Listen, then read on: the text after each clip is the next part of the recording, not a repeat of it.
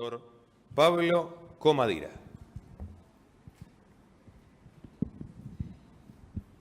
Muchas gracias. Al igual que Gregorio, lo primero que quiero hacer es comenzar agradeciendo a los presidentes de las jornadas, al doctor Balbín y también al doctor Pablo Gallego Fedriani por darme la posibilidad de estar acá, pero de manera muy especial lo quiero hacer con vos, Juan, que me das la posibilidad de poder compartir estas ideas en este panel y de hacerlo con Gregorio, con Fernando y con Nieves. Realmente muy agradecido por esta oportunidad que me dan. Básicamente yo me voy a plantear tres cuestiones. En primer lugar, algo que ya adelantó Nieves y también el doctor Gregorio Flax, sobre la naturaleza jurídica que tiene la acordada 12, como así también la 34 que dictó la Corte Suprema. Y después, en segundo término, me voy a referir a algunos aspectos procesales concretos y problemáticas que se generan en la aplicación de estas acordadas. En primer lugar, voy a ver lo que se refiere a la vigencia y al ámbito de aplicación que tienen las acordadas. En segundo lugar, voy a repasar rápidamente cómo es el procedimiento que está estipulado en la acordada 12 del 16. Y por último, voy a hacer lo que a mi juicio son algunas críticas, algunas sugerencias para poder mejorar el trámite que se debería imprimir a este tipo de procesos y que en algún punto creo que no se termina de ajustar adecuadamente en esta resolución de la Corte.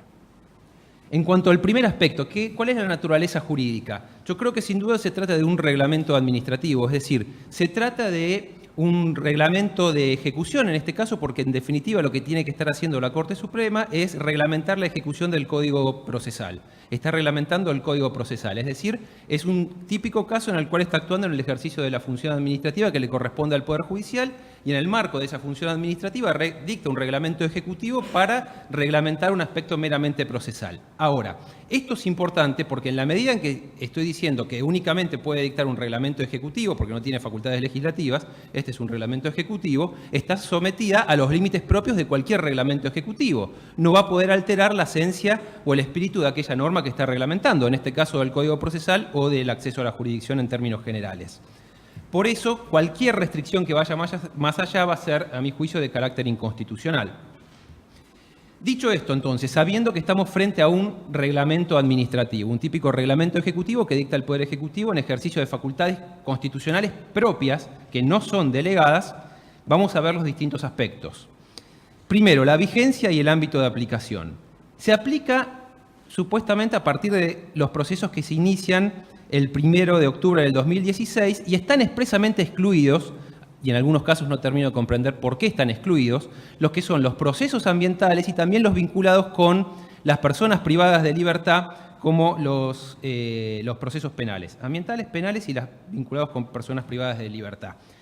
Que esto es discutible porque ha habido casos bastante importantes que hubiesen merecido algún tipo de regulación como esta. Estoy pensando, por ejemplo, en Berbisky, Mignone, entre otros. De todos modos, tenemos que decir que si bien no se aplicaría a procesos anteriores y tampoco se aplicaría a procesos ambientales, la realidad es que se termina aplicando. La Cámara Contencioso Administrativo Federal, en la causa Jiménez del 27 de octubre del 2016, dice, se trata de un proceso ambiental y aparte tiene aspectos del consumidor, dice, es cierto, no se aplica este caso porque se inició con posterioridad, pero presenta significativa relevancia como pauta de interpretación. Y en definitiva, la Cámara del Fuero lo que hace es resolver todos los problemas que se generan en los procesos anteriores a la luz de la nueva acordada 12 del 2016. Criterio que también tienen algunos juzgados de primera instancia, Contencioso Administrativo Federal, y la propia Fiscalía General Contencioso Administrativa de Cámara. Entonces, no se aplica a procesos anteriores, pero en los hechos sí se aplica. No se aplica a los procesos ambientales, pero en los hechos sí se termina aplicando. ¿Cómo es el procedimiento? Brevemente lo explico para luego poder hacer la crítica. Se inicia la demanda colectiva. El juez puede pedir algunas aclaraciones sobre esa demanda colectiva. Una vez que se brindan estas aclaraciones, el juez, y esto es importante, dice la acordada, entiende preliminarmente que se dan las circunstancias previstas en el reglamento, en la acordada 12 del 16. Y entonces le va a pedir al registro de procesos que le mencione o le informe si existe alguno, y esta es la parte central del reglamento, que guarde sustancial semejanza en la afectación de los derechos de incidencia colectiva. Es decir, tiene que guardar sustancial semejanza en la afectación de los derechos de incidencia colectiva. Y para ello el juez le va a tener que informar al registro la composición del colectivo, el objeto de la pretensión y los demandados. Le llega el pedido al registro y el registro produce ese informe. Hay dos posibilidades: o que haya un proceso que tenga sustancial semejanza o que no haya un proceso que tenga sustancial semejanza. Si hay un proceso que tiene sustancial semejanza, el juez lo que tiene que hacer es remitir el expediente al juez que tiene el expediente que primero se registró. Acá es importante tener en cuenta que va a prevenir no el que se inició primero, como podría pasar en materia ambiental, sino el que se registró primero independientemente de la fecha de iniciación, aspecto que no es menor. Salvo, el juez puede no enviárselo al juez que previno si entiende que manifiestamente no están dadas las condiciones para remitírselo, a pesar que el registro le hubiese dicho que sí. La otra posibilidad es que el juez que recibe el expediente tiene dos opciones. O dice, hay sustancial semejanza, y entonces se lo queda y le notifica al juez anterior, o rechaza la sustancial semejanza y se lo remite al juez originario, al que intervino en forma primaria. Esto si hay un proceso anterior. Si no hay un proceso anterior, el juez tiene que dictar una resolución que es clave, y eso es la que me voy a detener. Esta es me parece, la resolución más importante de todos los procesos colectivos, porque el juez debe dictar una resolución en la que identifica, y voy a subrayar esta palabra como lo hizo la Cámara Contencioso Administrativo y lo hacen los juzgados de primera instancia, provisionalmente la composición del colectivo. Segundo, identifica el objeto de la pretensión. Tercero, identifica a los sujetos demandados. Y cuarto, ordena la inscripción. Recién ahora ordena la inscripción. La acordada 12 del 16 dice que esta resolución es irrecurrible. Desde mi perspectiva, un reglamento administrativo no puede establecer la irrecurribilidad de una decisión. Por lo tanto, en mi visión, estaríamos frente a una norma de dudosa constitucionalidad. Es decir, las irrecurribilidades establecidas por reglamentos autónomos, por reglamentos ejecutivos, como sería en este caso, a mi juicio son inconstitucionales. Entonces, dicta esta resolución, se la envía al registro, el registro puede pedir alguna aclaración e inscribe el proceso. Y a partir de este momento, todos los procesos semejantes van a tener que remitirse a este juez. Y acá viene el tema. Una vez que está inscripto, se corre traslado de la demanda. Es decir, viene después de la inscripción el traslado de la demanda. Y el demandado, con la contestación de la demanda, puede oponerse, obviamente, a la demanda y además, es decir, contesta la demanda y puede oponer excepciones previas. Y el juez, y acá viene donde me parece que está la incongruencia, antes de la resolución o de la audiencia del 360, va a dictar una resolución en la cual va a ratificar o formular modificaciones necesarias a la resolución que antes dije que era clave y va a determinar los medios por los cuales se va a dar publicidad al proceso. ¿Cuáles son las dudas que me genera? En primer lugar, ya dije que es de dudosa constitucionalidad cuando la acordada dice que un reglamento, cuando dice que una resolución es irrecurrible.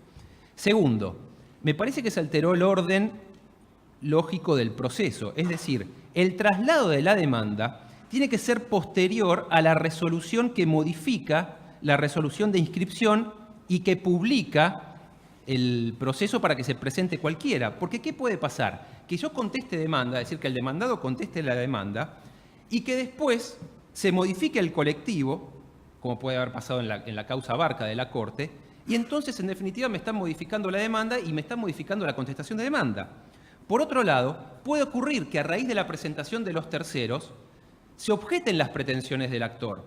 Y los terceros pueden, sin ningún problema, objetar las pretensiones del actor, porque pueden decir, estas pretensiones que invocó el actor no sirven para proteger el bien jurídico tutelado. Y el juez puede modificar la pretensión, pero yo ya contesté la demanda. Entonces, ¿qué va a pasar? ¿Me van a tener que correr traslado de vuelta para que conteste la demanda? Por otro lado, se puede modificar también el representante. Y la modificación del representante, entre otras causales, puede ser por la falta de idoneidad. Y si hubo un representante que no era idóneo, también puede haber ocurrido que la demanda no haya sido correctamente entablada. Y habría que dar la posibilidad de modificar la demanda para garantizar la representatividad adecuada. Y si esto es así, yo ya contesté la demanda. En definitiva, creo que únicamente el traslado de la demanda se tiene que dar una vez que ya haya sentencia definitiva sobre la manera en que queda integrada el proceso, cuando ya no se pueda discutir más cuáles son las pretensiones ni cuáles van a ser los sujetos demandados.